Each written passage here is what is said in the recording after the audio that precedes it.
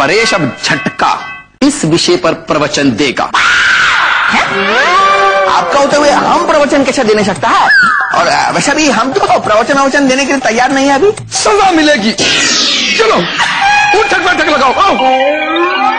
जोर का झटका जोरों से लगा, साथ बन गई उम्र कैद की सजा, हाँ सजा, जोर का झटका। वाह की ব্যথা হচ্ছে। पल्लवी क्या करता अभी हम गिर जाता तो? काश। माजी एक मिनट, हमको तो ऐसा लगता है कि हम तो पूरा जिंदगी अपना पैरों के ऊपर में खड़ा नहीं होने सकेगा। हम आप सबसे एक निवेदन करना चाहते हैं। हमारे और राजू भाई के मध्य जो भी चल रहा है उसे शीघ्र अतिशीघ्र विराम देना चाहिए। एकदम बराबर बोला पंकज दादा, हमको थोड़ा विश्राम कर ही लेना चाहिए। अरे अर्थात ये झगड़ा यही समाप्त करना चाहिए। अच्छा ओ अच्छा। हाँ यार, ये मजा झगड़े में बदल गया तो सबसे ज्यादा नुकसान तो अपूर्व भाईले को होगा नहीं? इनकी दुखती हुई कांसा सबसे कहिए हमें राजू जी से बात करके जल्दी से जल्दी सुलह कर लेनी चाहिए। हाँ बात तो तेरी भी सही है, राजू भी है तो मेरे बेटे जैसा ही ना। माजी तुम्हारा बात सुन के हमको भी ऐसा लगता है कि हमको राजू से सब झगड़ा वगड़ा भूल के हाथ मिला लेना चाहिए। हाँ। हमें आनंद हुआ कि आप सबने हमारे सुझाव को मान दिया, इसलिए हम एक सुझाव और देना चाहते हैं। हम चाहते हैं कि हम कोई अच्छी सी वस्तु राजू भाई को भेंट करें और उनकी ओर मैत्री का हाथ बढ़ाएं। एकदम बहुत दर्द होता है माजी। देखिए माजी, यही जो झगड़ा था वो तो एक तो मजाक से शुरू हुआ था, तो हमें बोलना चाहता है कि क्यों ना एक झगड़ा का डीएन भी हम एक तो मजाक से करेगा। हम क्या करेगा, राजू के लिए एक तो गिफ्ट खरीदी करके लाएगा बाजार से और उसको एक जगह में जाके छुपा देगा और राजू को ऐसा दिखाएगा जैसा उसको ठिकाने लगा देगा सामान हम घर में लेके आया है। और जैसे ही राजू और डब्बा खोल के देखेगा तो उसको भीतर में हमारा गिफ्ट मिलेगा और उसको हमारा प्यार का जोर का झटका धीरे से लगेगा। बराबर। तो कैसा लगा हमारा आइडिया? बराबर है। ठीक है ठीक है।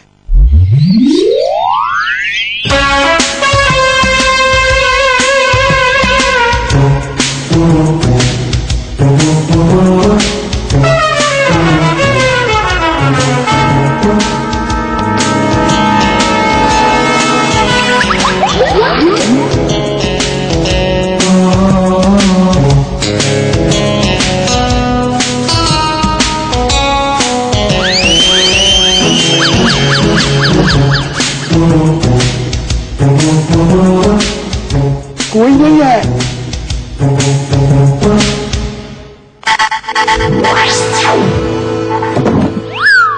परेश भाई कहाँ रह गए थे आप? अरे पंकज दादा, हम सामान लाने गया था। सामान धीरे बोलो, दीवारों के भी कान होते हैं।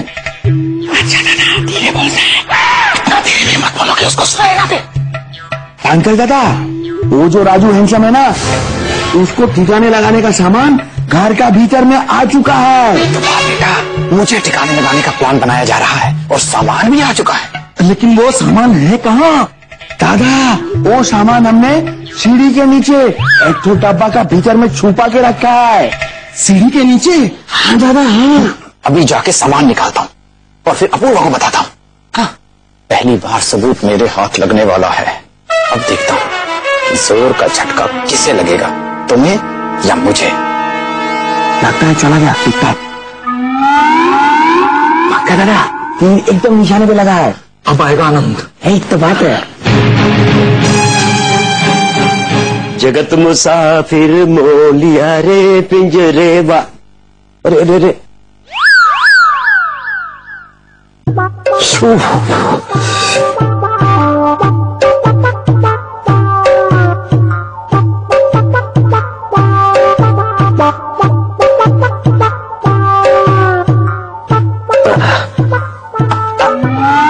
ओह, बन गया। लगता है बदलना पड़ेगा।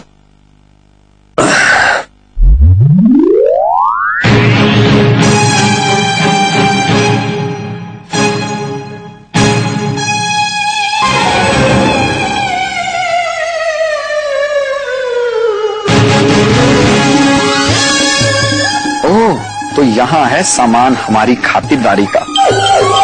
फिर बेटा तुम ये भूल गए कि हम भी तुम्हारे बाप हैं। जिस स्कूल में तुम पढ़ते हो ना, उसकी नींव हमने रखी थी।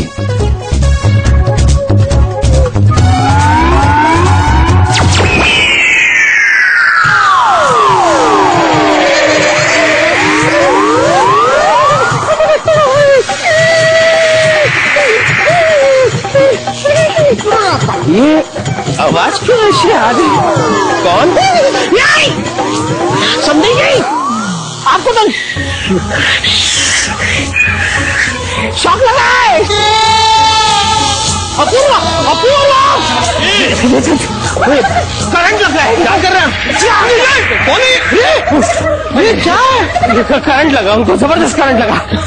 पंकज को बुलाओ, पंकज को बुलाओ। पंकज को छोड़िए, डॉक्टर को बुलाइए। वही तो कह रहा हूँ बेटा, डॉक्टर पंकज को मैं बुलाता हूँ। जी जी। पंकज अबे क्या कर रहा था, कैसे हो गया ये? पंकज अच्छा हाँ हाँ अच्छा वो अंदर ले जाओ। हाँ अंदर ले जाओ बेटा, वही कह रहे हैं कि आ जाएगा। जी जी ले जा। ओहो हो अरे बाप करंट लगा है।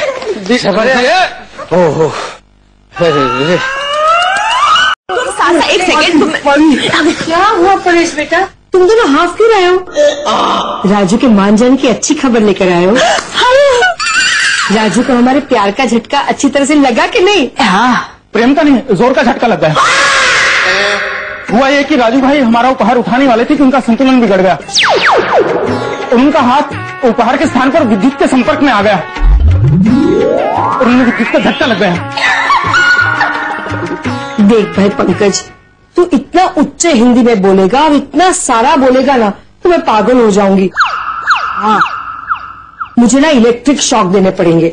हमारे कहने का अर्थ वही है। क्या मुझे? अब भाई माँ यार हम समझता है माँ जी। एक्चुअली दादा का बोलने का मतलब ये है कि वो जो गिफ्ट हमने राजू के लिए सीढ़ी के नीचे छुपा के रखा था ना, राजू जैसे ही उसको उठाने के लिए झुका तो ऐसे झुकते झुकते ऐसा अनबैलेंस हो गया और उसका हाथ जो है वो इलेक्ट्रिक वायर से टच हो गया और उसको ऐसा झटका लग गया। हाँ ऐसा। राजू जी के शरीर में दौड़ रहे करंट सा सबसे कहीं। पल्लवी साहब तुम एकदम बराबर बोला है। ऐसा होने के बाद तो राजू हमसे और भी बुरा मान जाएगा, गुस्सा हो जाएगा वो। यार आप एकदम बराबर बोल रहे हो भाईला। हमें लगता है कि हमें अपूर्व भैया को सब कुछ बता देना चाहिए। क्या करने गया था सीढ़ियों के नीचे? क्या बोल रहा है तू? क्या बोल रहा है तू? बर्बादी का सामान। बर्बादी का सामान कहाँ था? करेगा और झटका दूंगा। सो जा जल्दी सो जा, अंदर जा। हाँ अरे तो क्या करूं? अरे चुप भाई, कुछ समझ में नहीं आ रहा है। ये कर रहा है। हो जा।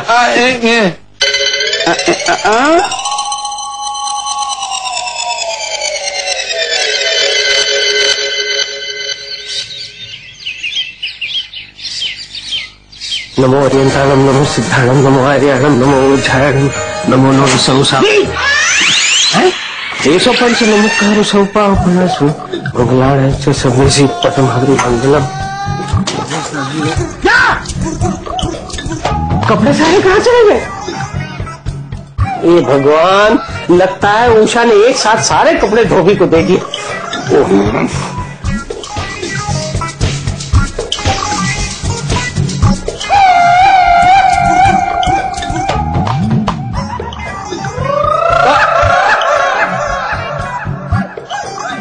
कपड़े कहाँ गए? अरे कपड़े, अरे अपूर्वा अंकल मेरे सारे कपड़े। अंकल मेरे भी कपड़े। समझी जी, हमारे भी। अरे आपके कपड़े भी चोरी हो गए? हम भी आप ही की स्थिति में हैं। आइए नीचे आइए। ये कुछ समझ में नहीं आ रहा कि हो क्या रहा है। अरे अरे अरे अरे अरे अरे अरे क्या हो गया आप लोगों को? देखिए ना समधन जी, पता नहीं हमारे सारे कपड़े कहाँ चले गए। समझी जी ये कौन सा नया शास्त्र है? ये अंकल जी यही वो शास्त्र है जिसमें इंसान का सब वस्त्र उतर जाता है। इसे कहते हैं कपड़े फाड़ना। और इज्जत नीलाम करना भी इसे ही कहते हैं। पंकज बेटा, ये किस भाषा का प्रयोग कर रहे हो तुम? अंकल अभी तो खाली भाषा का प्रयोग कर रहे हैं, अगर जरूरत पड़ी ना तो हाथों और लातों का भी प्रयोग करेंगे। तिलका, ये कैसा मजाक है? ये मजाक नहीं है बेटे अपूर्वा, ये तो झटका है, जोर का झटका। अगर समझ में ना आए तो पूछ लो ईश्वरलाल जी से, बताइए ना जोर का झटका। अभी हम क्या बताएं? हमने तो पहले ही कहा था बेटा अपू कि राजू हैंडसम इनके बारे में कुछ बताना चाहता है, लेकिन तुमने उसे ही घर से निकाल दिया। एक मिनट, कोई मुझे सच सच बताएगा कि क्या हो रहा है यहाँ पर? ओके अंकल, मैं बताती हूँ, लेकिन उससे पहले आपको अपना हाथ स्ट्रांग करना पड़ेगा, क्योंकि आपको एक के बाद एक झटके मिलने वाले हैं। वो क्या कहते हैं, 440 वोल्ट के झटके से। अंकल जी को बताइए कि अपूर्व हमारा कुछ नहीं लगता, वो तो बेचारा एक अनाथ है। क्या? जो हम सबको अपना नकली फैमिली मेंबर बनाकर आपके सामने लेकर आया है। क्या? मैं अरे भाईला तू टेंशन मत ले, क्या तेरे झटका खाने की बारी भी आएगी? पहले अंकल के झटके तो खत्म हो जाने। हाँ तो अंकल, नेक्स्ट झटका क्या है कि आपने अपनी ये सारी प्रॉपर्टी और सारी कंपनीज हम सब के नाम कर दी है। क्या? आप यही खुशखबरी उषा जी और आरती से बांटना नहीं चाहेगा? पता नहीं वो लोग इस वक्त कितना तकलीफ में होगा। तकलीफ? आप भूल गया 2 टिकट हम खरीदा था पूर्जा ट्रेवल्स राजकोट जाने के लिए। एक्चुअली वो उनका राजकोट जाने का टिकट नहीं था, वो उनका ऊपर जाने का टिकट था। क्या? तुम लोग ऐसे नहीं सुधरोगे। गिली गप्पा गिली हूँ, वही के वही रुक जाते। झूठ मत बोलो। क्या है कि आपने अपनी ये सारी प्रॉपर्टी और सारी कंपनीज हम सब के नाम कर दी है। क्या? ये रहे उसके पेपर्स जिस पर आपने अपनी सिग्नेचर भी कर दी है। क्या? हाँ? क्या अंकल जी, आप कब से एक ही डायलॉग में अटका हुआ है? क्या कितनी बार बोलेगा आप क्या? अभी तो बहुत सारा झटका बाकी है। बराबर। इतना बड़ा धोखा नहीं छोड़ूंगा, मैं नहीं छोड़ूंगा। तुम लोगों को जेल भिजवा दूंगा, सब लोगों को जेल भिजवा दूंगा। I will shoot you, I will kill you all. Don't touch me. अरे अंकल जी, क्यों आप इतना परेशान हो सकता है? हम आपका दुख समझता है, किंतु आपका तकलीफ तो हम सब लोग के लिए खुशखबरी है। और आप यही खुशखबरी उषा जी और आरती से बांटना नहीं चाहेगा? पता नहीं वो लोग इस वक्त कितना तकलीफ में होगा। तकलीफ? हाँ, आप भूल गया 2 टिकट हम खरीदा था पूर्जा ट्रेवल्स राजकोट जाने के लिए। एक्चुअली वो उनका राजकोट जाने का टिकट नहीं था, वो उनका ऊपर जाने का टिकट था। क्या?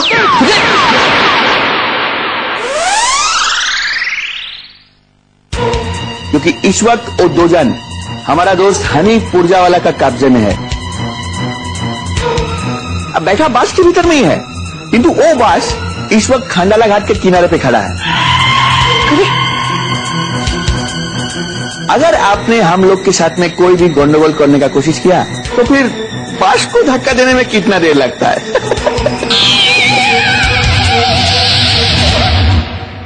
क्यों अपूर्वा, क्यों किया ये? एक मिनट अंकल, आपको इतने झटके दिए ना, अभी अपूर्वा भाईले की बारी है। तो भाईला, तूने और राजू ने हम सबको अलग अलग जगह से ढूंढा था का? लेकिन हम सब तो एक साथ हैं। ना ही मैं बंजारन हूँ और ना ही हम एक दूसरे के लिए पराए हैं। हम सब एक ही फैमिली के लोग हैं और ये हमारी असली फैमिली है ना माँ? बिल्कुल। Let me introduce Apoorva. ये मेरा असली बेटा बंटी और ये उसकी वाइफ, असली वाइफ बबली। और ये है मेरी स्मार्ट और इंटेलिजेंट बेटी तुलिका। ये पूरा प्लान इसी के दिमाग से निकला है। वो मेरी ब्यूटीफुल बेटी मल्लिका और वो थोड़ा सा घोंचू उसका पति पंकज, जो तुम्हारे अनाथाश्रम का दोस्त रह चुका है। क्या कर दिया तुम लोगों ने ये? मैं तुम्हें अपना असली परिवार मान रहा था। क्यों अपूर्वा, क्यों खड़ा किया तुमने ये झूठा परिवार? अरे एक बार मुझे सच कहते थे कि तुम अनाथ हो। अंकल मुझे डर लग रहा था, मुझे लग रहा था कि आप नाराज हो जाओगे, इसलिए राजू की बात मानकर मैंने ये झूठा परिवार खड़ा किया। और जब आपने कहा कि मुझे उस झूठे परिवार से मिलना है तो फिर उस एक झूठ को छुपाने के लिए मुझे 100 झूठ बोलने पड़े। मुझे माफ कर दीजिए, मैं जानता हूं मैं आपकी माफी के भी लायक नहीं हूं। मैंने तुम्हें कहा था कि उस राजू की बातें मत सुनना। बर्बाद करके रख दिया ना उसने हमें। 19 साल लगेंगे अभी इस एम्पायर को खड़ा करने में। 19 साल? संजय जी, मुझे लगता है आपकी कैलकुलेशन में थोड़ी सी गड़बड़ है। आपने तो कहा था कि आपको ये पूरा एम्पायर खड़ा करने में सिर्फ 5 साल लगे थे। मेरा कैलकुलेशन बिल्कुल सही है। 14 साल की तो मैं जेल काटूंगा राजू के खून के जुर्म में।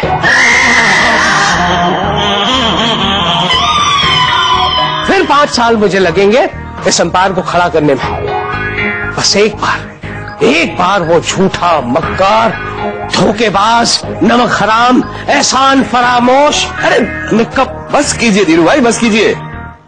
एक मिनट, आपको राजू चाहिए ना? ये रहा आपका राजू। अब कीजिए तारीफ आमने सामने। राजू तू ईश्वर लाल बनकर मेरे डालूंगा, खून पी जाऊंगा मैं तेरा। जान से डालूंगा, खून पी जाऊंगा तेरा।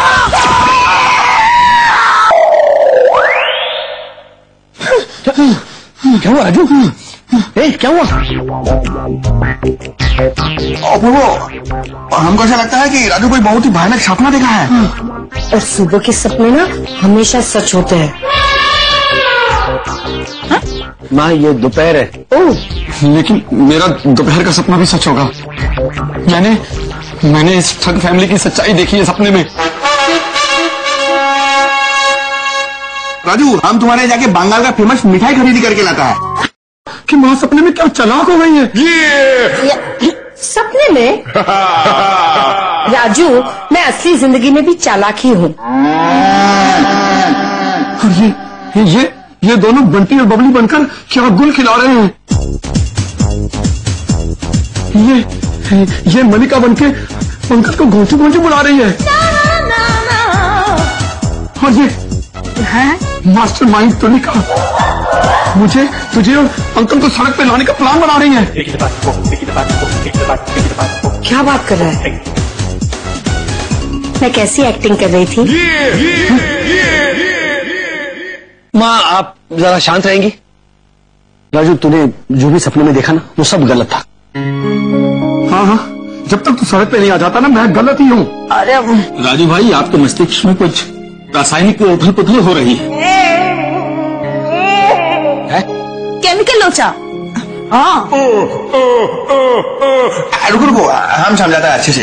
एक्चुअली क्या है कि अपना शादी टूटने की वजह से राजू बहुत दुखी था, परेशान था। और ऐसे टाइम में हम लोग भी उसको कितना भला बुरा बोला, कितना उनके साथ में मजाक किया। तुम तो जो कुछ भी किया है अपना शब्दों को पाने के लिए, क्या अपना प्यार को पाने के लिए, क्या है? अभी एक सच्चा प्रेमी का दिल का बात तो एक सच्चा प्रेमी ही समझ सकता है। हाथ गलती से बार-बार हिलाया था। तो एक्चुअली बोलना ये चाहता है कि हम लोग तुम्हारे साथ में जो कुछ भी किया है उसके लिए हमको भी बहुत गिल्टी फील होता है, हमको भी बुरा लगता है। हाँ, परेश भाई की बात बिल्कुल उचित है। इसी कारणवश हम भी बहुत चिंतित थे। राजू जी के खड़े खड़े बाल सा, इन सबसे कहिए कि आखिर उन्होंने तो हमें काम दिया है, इनकी वजह से तो हमारा घर चलता है ना। हाँ, और एक तरह से देखा जाए तो राजू की वजह से ही पंकज जी मुझे मिले हैं। राजू, हम सारे ही बहुत सॉरी है। देख भाई, तू जितना भी झूठ बोले, लेकिन तेरे ये झूठ की वजह से ही आज हम सब एक परिवार है। देखा, ये है हमारी फैमिली। तो तेरे लिए गिफ्ट भी लेकर आए हैं वो।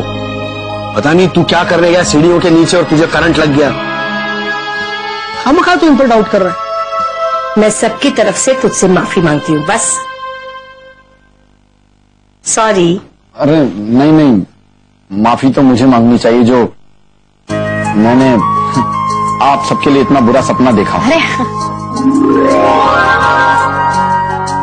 तो आज से नो झगड़ा, नो इशू। राजू, मैं ना स्वाद होटल से तेरे मनपसंद मूली के पराठे ऑर्डर करती हूँ, बस। ओहो, हाँ, और राजू हम तुम्हारे जाके बंगाल का फेमस मिठाई खरीदी करके लाता है। ना ना तो मुझे आपके मूली के पराठे चाहिए और ना ही आपकी मिठाई चाहिए। और तुम्हारी सॉरी तो मुझे बिल्कुल ही नहीं चाहिए।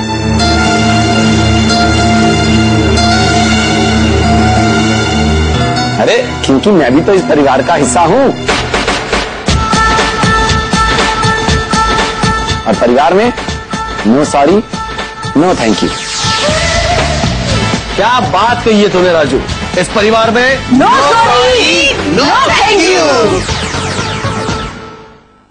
वैसे भी आपकी ये खूबसूरत आंखें मुझे किसी की याद दिलाती हैं। किसकी? मेरी नानी की।